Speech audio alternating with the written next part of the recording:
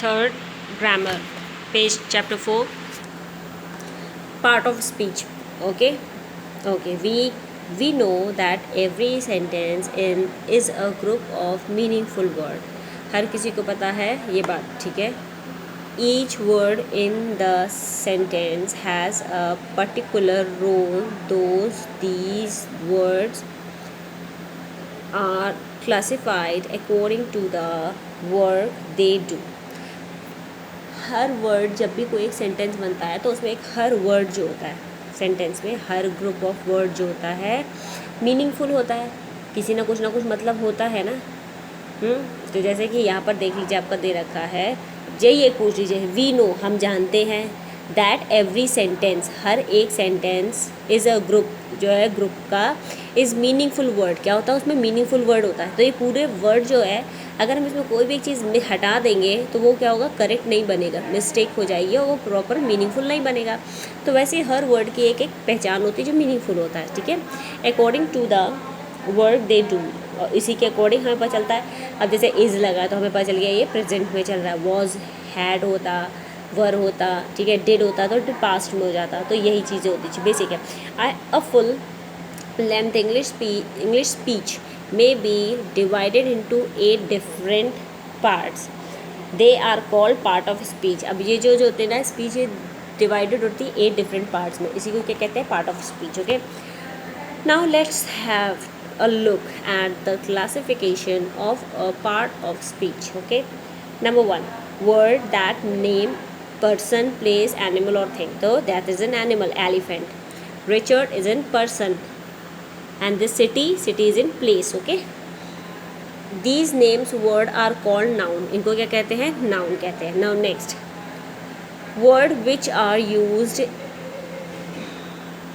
instead of noun, just like you, he, she, it, they, ठीक है, we, these are called pronoun. Third one is word which describe a noun, जो noun को describe करते हैं. because a fat man, मोटा आदमी, a green ball, तो क्या बॉल को डिस्क्राइब करा कलर से. हाँ, अब ब्राउन डॉग, यहाँ पे ब्राउन कलर का डॉग है तो डिस्क्राइब हो रहा है, ठीक है. वैसे ही फैट मैन भी डिस्क्राइब हो रहा है, ठीक है. Now next page, the word which qualify a noun और a pronoun is called adjective. अब जैसे कि लाफिंग, ईटिंग, कुकिंग, कोई भी वर्किंग सेंटेंस होता है, याद रखना, वर्किंग सेंटेंस, चाहे वो स्लीपिंग हो, कुकिंग हो, लाफिंग हो, ईटिंग हो, रनिंग हो, राइटिंग हो, कोई भी ऐसा वर्ड होता है, वर्किंग वर्ड होता है, जिसमें हम इंसान काम कर रहे हो या कोई भी काम कर रहा हो. सोना भी एक तरह से काम होता है, क्या आप सो रहे हो, स्लीप ले रहे हो, तो वो सब क्या होते हैं? एडजेक्टिव होते हैं, ठीक है. Now next, number 5, word which tell us more about the verb और एन एडजेक्टिव. अब यहाँ पर क्या हो गया? एडजेक्टिव आ गए. Fastly, slowly, bravery. अब ब्रेवरी को, ठीक है, तो ये जो होती है क्वालिटी जो होती है वो बताई जाती है, तो वो हमारा क्या होता है? एडजेक्टिव होता है. Next, these words that modify a verb और an adjective are adverb. Okay, an adverb में sometimes qualify another adverb too. अभी यहाँ पर क्या दे रखा है? These words that modify the verb और एन एडजेक्टिव आर एडवर्ब. कुछ क्या होते हैं वर्ड्स ऐसे होते हैं जो मॉडिफाई किया जाते हैं वर्ब या एडजेक्टिव के थ्रू, तो उनको क्या कहते हैं? एडवर्ब कहते हैं, ठीक है.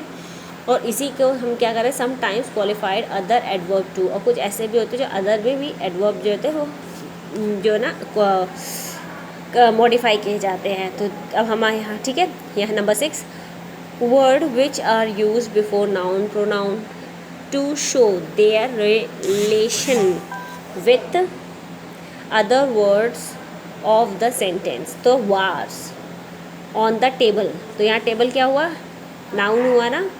और क्या हुआ? उसके पहले की वर्ड को क्या है? शुदेयर क्या है? Before, which are use before noun और प्रोनाउन. कुछ ऐसे वर्ड्स होते हैं जो बिफोर नाउन और प्रोनाउन के पहले यूज होते हैं, जैसे wars, on the table, mice, there's a mice in the hat, boy behind the door, दरवाजे के पीछे. Okay, these words are placed before a noun और pronoun. कुछ ऐसे वर्ड जो नाउन और प्रोनाउन के पहले यूज होते हैं आर कॉल्ड पोजीशन वर्ड या प्रिपोजिशन, इनको क्या कहते हैं, पोजीशन कहते हैं या प्रिपोजिशन कहते हैं, ठीक है। Number 7, word with joint words और सेंटेंसेस, कुछ ऐसे वर्ड जो एक दूसरे के साथ जॉइंट या करके एक प्रॉपर सेंटेंस बनता है, जैसे आइसक्रीम और चॉकलेट, ये एक परफेक्ट मैच आ रहा है ना। राम एंड श्याम, अधिकतर हम जब दो फ्रेंड्स की बात करते हैं तो सीता गीता, राम एंड श्याम, ये ज़रूर मेंशन करते हैं। पुअर बट हॉनेस्ट, गरीब हो गया पुअर, बट ऑनेस्ट मतलब हो गया विश्वासी, एक तरह से, मतलब ऑनेस्ट पर्सन हो गया ना, बहुत ज़्यादा, ये he is a very honest, वो कभी झूठ नहीं बोलता, किसी के संग गलत नहीं करता। अब वो गरीब था बट उसका जो पर्स है, वॉलेट अगर गिर गया तो देखिए वो रिटर्न कर रहा है, तो he is a very gentle person. ये गरीब है बट बहुत ही जेंटल है, ठीक है। Next, these joining words are called conjunction, इनको क्या कहते हैं, कंजंक्शन कहते हैं। Now number 8, word which express sudden feeling और इमोशन, जैसे ओह, हर्रे, हुर्रे, ओह, जैसे जब कभी स्लिप कर जाते तो ओह गिरता है, हम कभी खुश होते हैं तो हुर्रे, और कभी जब अपसेट होते हैं या टीचर डांट देते तो करते हैं ना क्लास में, बात नहीं करो, तो these words expressing sudden feeling और strong emotion are called interjection, ठीक है।